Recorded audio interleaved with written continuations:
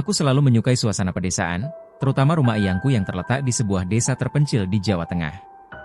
Rumah itu besar, dengan arsitektur khas Jawa kuno, dikelilingi oleh pohon-pohon besar yang sudah ada sejak masa penjajahan. Di tengah rumah, ada sebuah pendopo tua yang sering digunakan eyang untuk menerima tamu atau mengadakan pengajian kecil.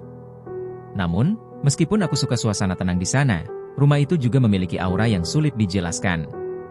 Ada bagian tertentu di rumah itu yang membuat bulu kuduku selalu meremang, terutama kamar belakang dekat dapur. Kamar itu hampir tidak pernah digunakan, tapi eyang selalu memastikannya bersih. Saat aku bertanya kenapa kamar itu jarang dipakai, eyang hanya berkata, di kamar itu sudah ada sejak dulu, sebelum rumah ini direnovasi. Jangan banyak tanya. Saat liburan semester, aku memutuskan menginap di rumah eyang selama 2 minggu.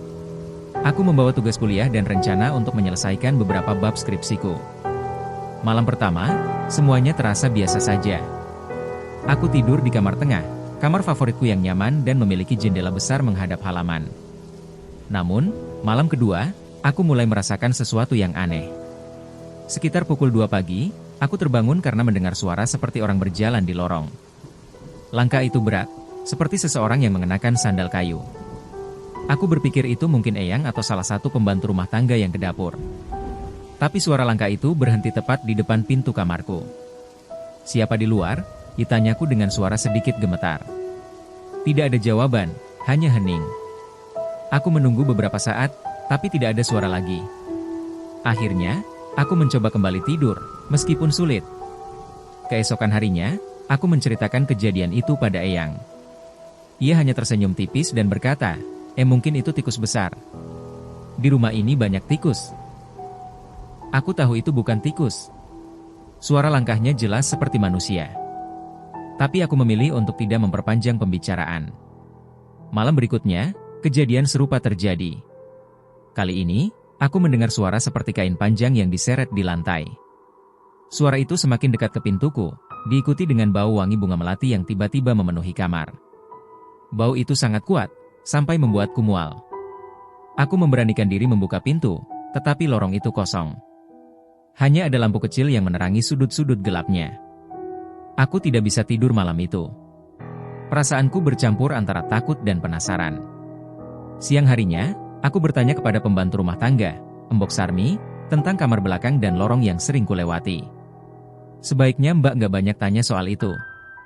Di sini memang ada yang menjaga, tapi kalau kita nggak ganggu, mereka juga nggak akan ganggu, jawab Mbok Sarmi sambil menunduk. Jawaban itu membuatku semakin penasaran. Malam itu, aku memberanikan diri begadang di ruang tengah sambil menyelesaikan tugas. Sekitar tengah malam, aku mendengar suara langkah kaki lagi, kali ini lebih pelan, tetapi terasa mendekat ke arahku. Aku memasang keberanian dan berdiri, mencoba mencari tahu dari mana suara itu berasal. Saat aku melangkah ke lorong, lampu di ruang tengah tiba-tiba padam. Aku hanya ditemani cahaya redup dari lampu di dapur. Di ujung lorong, aku melihat bayangan samar seorang wanita. Ia mengenakan kain panjang seperti kebaya, dengan rambut terurai panjang menutupi sebagian wajahnya. Tubuhku kaku. Aku tidak bisa bergerak atau berteriak. Wanita itu berdiri diam, kemudian perlahan melangkah ke arah kamar belakang. Anehnya, suara langkahnya tidak lagi terdengar. Aku tidak tahu bagaimana, tapi aku merasa tubuhku dipaksa mengikuti wanita itu. Ketika aku sampai di depan kamar belakang, pintunya yang selalu tertutup rapat kini sedikit terbuka. Dari celah pintu, aku melihat sebuah kursi kayu tua yang sudah lapuk. Di kursi itu, wanita tadi duduk membelakangiku. Ia menghadap ke sebuah cermin besar yang tergantung di dinding. Namun, anehnya, di cermin itu aku tidak melihat bayangan dirinya, hanya kursi kosong. Wanita itu perlahan menoleh, dan wajahnya terlihat. Wajahnya putih pucat dengan mata hitam kosong.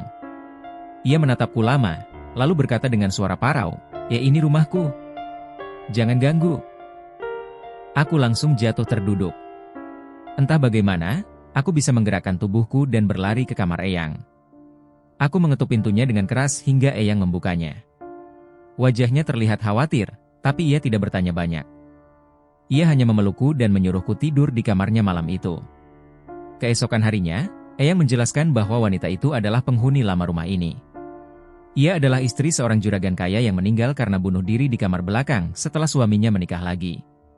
Arwahnya dipercaya masih tinggal di sana, menjaga rumah yang pernah menjadi tempat kebahagiaannya.